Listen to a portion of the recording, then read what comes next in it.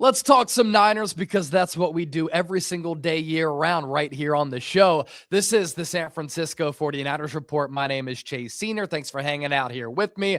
Coming up here on the program, we have a lot to get into. Should the Niners go after pass rusher Joey Bosa, the brother of Nick Bosa, in NFL free agency? I have a lot of thoughts on that. We're also going to look at an option at wide receiver in free agency if the Niners can't land Alec Pierce of the Indianapolis Colts. Lastly, we have some Niners schedule news. Looks like San Francisco will be playing a home game in Mexico in 2026. And do we have an official date for when the Niners will play the Rams in Melbourne, Australia? We'll get to all of that, but a reminder, don't forget to hit that subscribe button. Big offseason coming up for the Niners. I have you covered every step of the way with top-notch, in-depth coverage. Last week, we were in San Francisco for Super Bowl week. At the end of this month, going to be in Indianapolis for the NFL Combine, NFL free agency. The legal tampering window starts on March 9th. Then the NFL draft is at the end of April. The NFL salary cap is going over $300 million this year because business is booming in the National Football League, and that requires us to cover this team year round because the news never stops. So lock us in, join the movement, and hit that subscribe button right now. Let's begin here. Should the 49ers sign Joey Bosa in NFL free agency? The idea of adding him to this Niners roster is an interesting one. And the story of him playing opposite of his brother Nick is something fun to think about.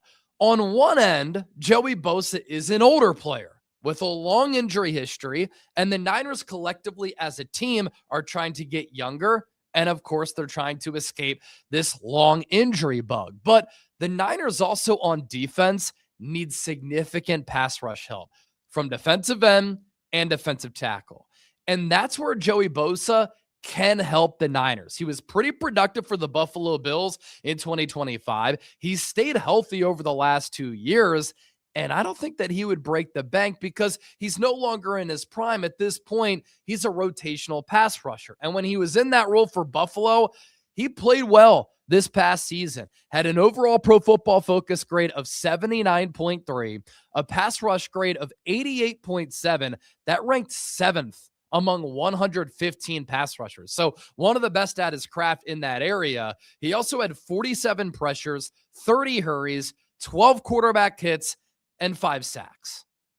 So you think about Joey Bosa being a rotational pass rusher, maybe not a starter, but a rotational pass rusher opposite of Nick Bosa. You hope that health can be on your side, and Joey Bosa becomes a pretty intriguing player for the Niners in free agency. Of course, it wouldn't be the only move that I would want the Niners to make, but I'm kind of warming up to the idea. You know he fits the scheme, 6'5", 280. You know that him and Nick care a lot about the craft with them being professional football players. They are both pass rush technicians, and they have suffered from a lot of injuries, but you know they're going to do everything they can to try to stay healthy. And Bosa's numbers the last 2 years, 5 sacks with the Chargers in 2024, 14 games played with 9 starts, and then 15 games, 15 starts with the Bills this past season with 5 sacks. On top of that, 16 quarterback hits, 9 TFLs. He's never been a great run defender, and that's certainly an area where the Niners need to get better. But you also have Michael Williams and Alfred Collins and CJ West along that defensive line. All of those players are bookend run stoppers. The injury issues with Joey Bosa, you hope that they're in the rear view, but they can obviously surface at any time, especially when you're playing for a Niners team that has been one of the most off-injured teams in football since 2013. Bosa only played 9 games in 2023, 6.5 sacks. He played 5 games in 2022, 2.5 sacks. 2021, 16 games with 10.5 sacks. 2020, 12 games with 7.5 sacks. The year before that, 16 games, 11.5 sacks, but then 7 games with 5.5 sacks in 2018. His first 2 years in the NFL, 12 games, 16 games, 10.5 sacks, 12.5 sacks. You'd be bringing in a player who's had 77 sacks in his NFL career in 108 starts, an accomplished player who does help you with where you are as an organization right now, kind of living in that playoff contention championship type of window. So Joey Bosa to the Niners, it would all come down to the price tag. But if the price is right, I'm actually warming up to the idea. Social team, clip that for a YouTube short. All right. I've talked a lot on the show about a wide receiver who I'd love for the Niners to sign in NFL free agency. If the Niners cannot sign Colts wide receiver Alec Pierce this offseason, who's big, tall, physical, fast, has led the NFL in yards per catch the last 2 years, they should turn their attention to Packers wide receiver Romeo Doubs. Is he a number one? I don't think so. But on this Niners team, alongside Ricky Pearsall, if you also draft a wide receiver, I think Doubs could be spectacular. Still only 25 years old. He's played well under Matt LaFleur, so I think he'd be a good fit in Kyle Shanahan's offense. He's 6'2", with 4.47 speed, and I don't think in free agency he's going to be insanely expensive, which is obviously important for the Niners' pocketbooks. And at times in the first 4 years of his career, I think Romeo Doubs has really popped. He's been around other productive players, so it's not like his numbers have gone crazy, and it's not like he's had nutty production. But if you put him on this Niners team, Kyle Shanahan's going to find ways to scheme him open and get him open, and he's going to have ample opportunities to make an impact. And I think that the best football for Romeo Doubs is ahead of him. And when he was drafted out of Nevada by Green Bay, he got off to a pretty good start in his NFL career. He was a 4th-round pick in 2022 out of Nevada. And year one, 13 games, 7 starts, 67 targets, 42 catches for 425 yards and 3 touchdowns.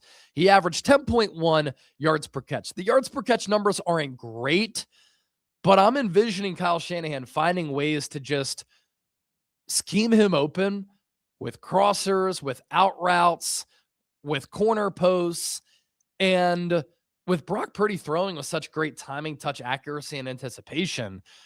I think that Doubs and him would be able to produce really solid numbers. In 2023, year 2, he really came alive in the playoffs. In the regular season, 17 games, 16 starts, 96 targets, 59 catches, 674 yards, and 8 tutties.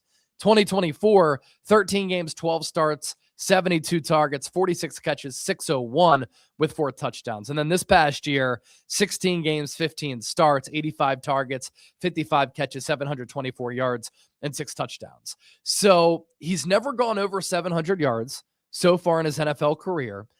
But I think that's a product of him playing alongside the likes of Tucker Kraft and Christian Watson, Dontavian Wicks. The Packers also like to run the ball a lot. These Packers teams throughout Dobbs' career have been loaded, deep, and very talented. So you put him on the Niners where he can be like a 1B or an excellent number 2 if Ricky Pearsall can finally stay healthy. I think their games complement each other really, really well. Romeo Doubs, the player who I would love for the Niners to target if they can't land Alec Pierce in free agency. Alec Pierce is my number 1 option as far as this free agency class, and I think Romeo Doubs is number 2. Some people might throw out Mike Evans. He's big, but doesn't run all that well at this point. He's been in the NFL for now, I think, 12 years? This will be year 13 for him. Yeah, because he's entering year 13 and he rocks year number 13. And he did have 1,000 yards every season to start his career, the first 11. I mean, he's a future Hall of Famer, in my opinion. But I don't think he fits what the Niners need, which is to get younger, faster, and more explosive. Romeo Doubs does help you do that. Alec Pierce helps you do that. According to John Ourand, he's been covering the media industry for a very long time, mostly sports media, if I'm not mistaken. And if I mispronounce his name, I apologize. Ourand, I think I got it right. He is reporting that the Niners are going to play the Rams in Melbourne, or as the Aussies like to say, Melbourne, in week 1.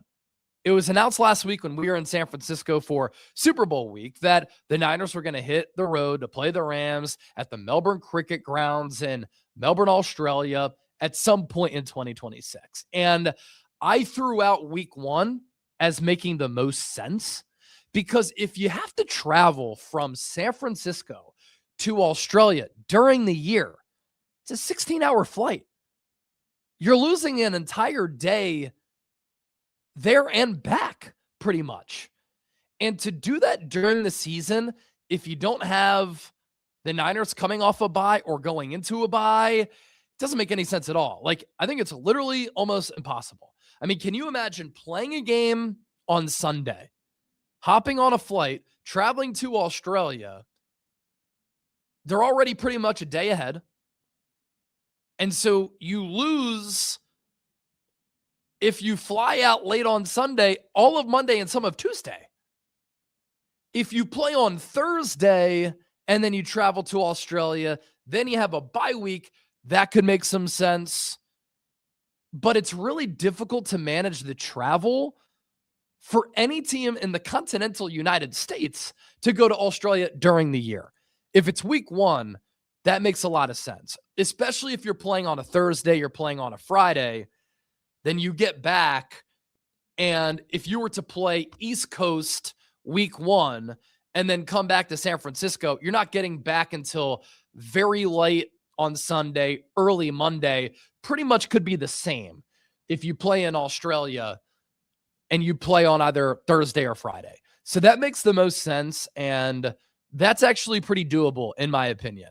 So according to John Orand, looks like the Niners are going to be playing the Rams in Melbourne week one. There was some chatter about it being October. There was also talk about the NFL not being able to have a game on Friday in week one because of like radio rights, because there's a law in America that you can't have an NFL game when high school games are playing, but maybe that can be bypassed. I'm really not sure. But we'll certainly see on that. Week one is certainly the best option for both the Niners and the Rams. They're both looking at very similar travel plans. And if they both go there week one, they'll have a similar, hopefully, rest period going into week two early in the season. And then according to reports, looks like the Niners, this is according to one of the ESPN Deportes reporters, looks like the Niners will be a home team and the home team for a game in Mexico City at some point next year. I like this. I mean, the Niners are an iconic franchise. They're an iconic brand, worldwide recognition. They have fans all across the globe. The Niners are going to go to Australia as the away team. Almost the entire stadium going to be Niner fans. When they go to Mexico City, they'll be the home team. The place is going to be rocking. It's going to be a raucous environment because people down in Mexico City and in the country of Mexico are obsessed with the Niners, given San Francisco's Spanish following and the Mexican heritage that is tied to the 49ers. And even though fans in America might be annoyed that the Niners are going to have a home game played in Mexico City, they can still have 8 home games played at Levi's Stadium because it's a 17-game schedule. And I kind of like how that shakes out for the Niners because that Melbourne game, it's going to be a home game. You lose going to SoFi. That's unfortunate. Levi's Stadium South. But you get Mexico City, you get Melbourne. Both those games will be Niners home games in a way. And you'll still get the 8 home games, most likely, at Levi's Stadium. Now, Akash did throw these numbers out, which is pretty crazy because it puts the travel into perspective. He said, we already knew this was coming, but the Niners getting a road game in Melbourne and then a home game in Mexico City in the same season is crazy. That's over 19,000 travel miles and 2 trips. That would rank 12th among travel miles for all games for teams last year. And because the Niners are in Northern California, they're already at a disadvantage. Every year, they have to travel some of the most miles among all teams in the NFL. But look, business is booming across the NFL. And if the league asks you to play in Melbourne and Mexico City, it's hard to pass that up. That's all I got for this edition of the 49ers Report.